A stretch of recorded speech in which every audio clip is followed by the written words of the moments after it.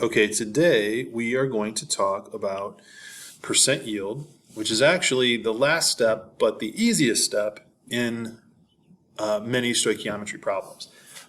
So we already know this. We can use stoichiometry and using a balanced equation, we can predict the amount of product we expect to make from a reaction. So here's a balanced equation. We used this one earlier. Here's an amount of aluminum oxide. We'll just assume that the aluminum oxide must be the limiting reactant because we're using that 50 grams of it to predict the amount of product that we're making. And of course, we would only do that if the aluminum oxide is our limiting reactant. So 50 grams of aluminum oxide is being converted to grams of aluminum phosphite expected. Now, we've never really given that expected amount of product a name before, but because it is the amount that we calculated and it's the amount that we expected, we're going to refer to that as our theoretical yield. Because in theory, if everything goes perfectly, we are going to actually make 104 grams of aluminum phosphite if we did this reaction. Now, what could go wrong? What could cause us to get 98 grams or 102 grams or something like that? There's a couple of different things. One could be that there may be impurities in our reactants.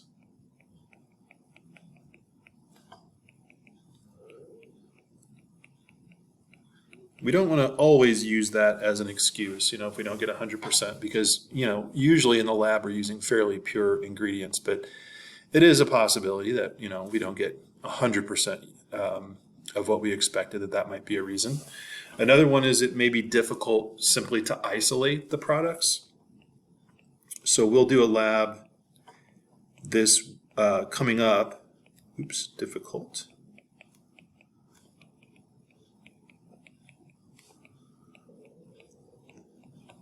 And in the lab that we will do, in one of the labs that we will do, you're going to filter a solid precipitate and then weigh it. Well, if some of it slips through the filter paper, then obviously you're not going to get 100% yield. So that can be a difficulty. And another thing that might happen is sometimes your products will undergo another reaction and actually break down, especially if there's heat involved. It's possible that we could lose some of our products to a secondary reaction.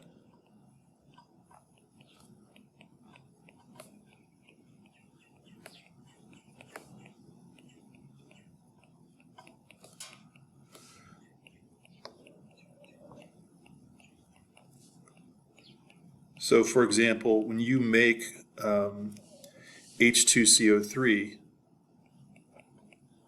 we actually did this in a reaction, our first lab that we did in stoichiometry. This will immediately break down and actually give us water and carbon dioxide. Oops, that shouldn't have been an arrow. There we go. Well, if you're trying to isolate H2CO3 as a product from a reaction and it is spontaneously breaking down into water and carbon dioxide, it's going to be very difficult for you to end up with 100% of the H2CO3 that you thought you were going to get, because it's on its own, it's breaking down into something else. Okay, the amount that we do weigh in the end in the lab, we refer to as the actual yield, which hopefully makes sense because it's the amount that we actually measured, right? It's the measured amount of product. Okay, so if we want to compare the amount that we did get to the amount that we should have gotten, our formula for percent yield is going to be actual divided by theoretical times 100. So say for example, like up above we had our theoretical was 104 grams of sodium phosphite. Aluminum phosphite. So that becomes our theoretical because it's the amount that we calculated. Well, let's say that in the lab we actually produce 94.3 grams of it. Well, if I do this math real quick, so 94.3 divided by 104 times 100 gives me about 90.7% yield. So for some reason, I lost about 9.3% of my aluminum phosphite, or maybe I didn't fully react what I thought I was reacting, but that's a 90.7% yield. Okay, so any problem that we get going forward might include all of these steps. So if we're trying to find a percent yield, first we want to make sure we have a balanced equation, and actually in the examples below we do, so that's good. We have to determine the limiting reactant if it's not given to us, and we've done that before. Then we're going to use the limiting reactant to find the theoretical yield. We've done that before, we just never called it a theoretical yield, right? We've done problems where we predicted the amount of product we would expect, and we always said use the limiting reactant, but we just never called it the theoretical yield. We just said, you know, how much product would you expect to make in this reaction? And then finally, like I said, the easiest part, which is just dividing actual by theoretical and then multiplying by 100, that's our calculate percent yield step.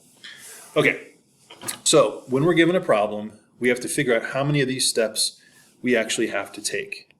So for this first example, we are given a balanced equation, so we don't have to worry about that. That's done.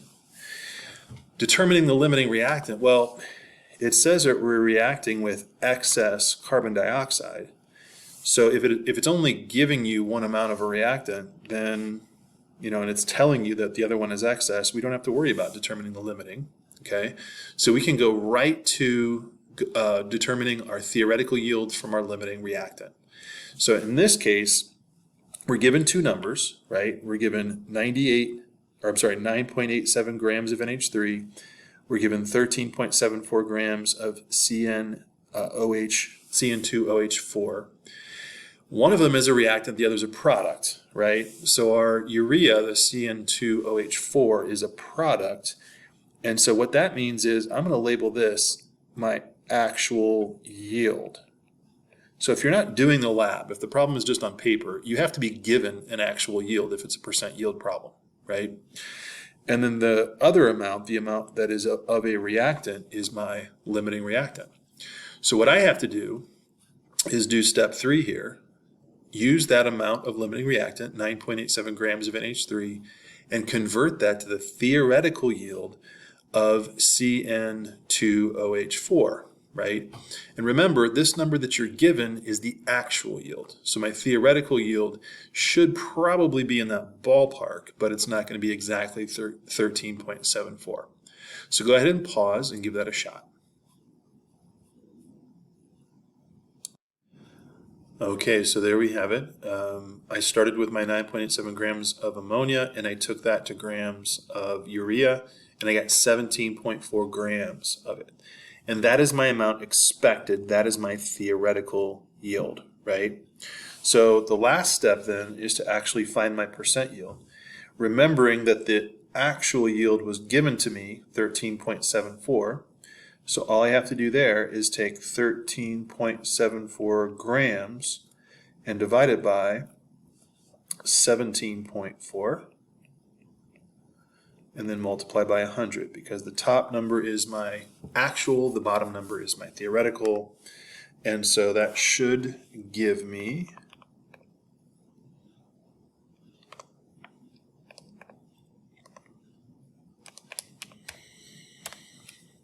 about 78.965 or 79.0%.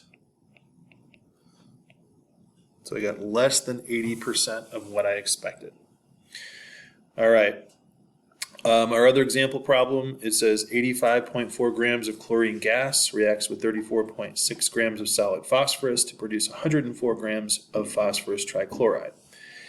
So this time is a little different. We're given amounts of both reactants, and it doesn't tell us which one is our limiting or which one is our excess. It also gives us our actual yield. So we have to do one more step with this one. We are given a balanced equation, but with this one we have to figure out which one is limiting. So if you're given amounts of both reactants, let's figure out which one is limiting, and then from there let's figure out which one is, or I'm sorry, how much theoretical yield we should expect. So go ahead and do that first step first. Pause and figure out which one is limiting.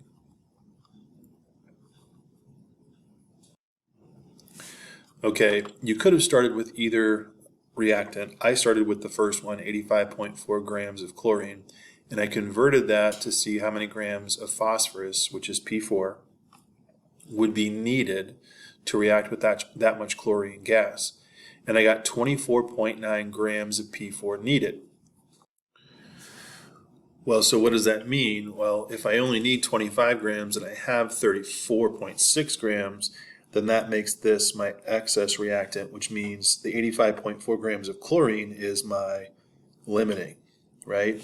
So then the next step is to find my theoretical, and let's just make sure that we are using our limiting to find our grams of PCl3 expected. In other words, our theoretical yield of PCl3. Go ahead and pause and try that now. All right, so I calculated that I should get 110 grams of PCl3. This is my theoretical, right? By the way, I stopped at 3 sig figs because my 85.4 grams had 3 sig figs.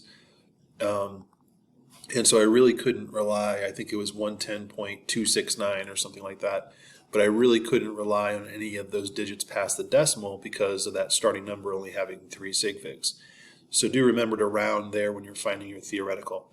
The last step is to find the percent yield, and for that I'm simply going to take my actual, which was 104 grams, divided by my theoretical, which I just calculated as 110 grams, and multiply it by 100. So 104 divided by 110